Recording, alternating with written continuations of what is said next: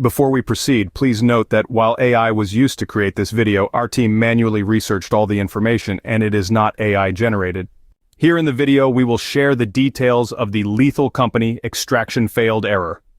The error reads, extraction failed.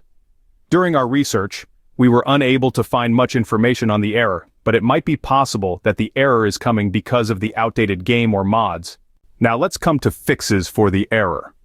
The first thing we suggest is to close the game and shut down your device. Let it rest for 15 to 20 minutes and then restart your device. Now let's see if the error still comes. If the error persists, then check and make sure that all mods are updated. Also, make sure that the game itself is updated. We will also advise you to go through the mod list and check if there are any deprecated mods. In case there are any, then remove them.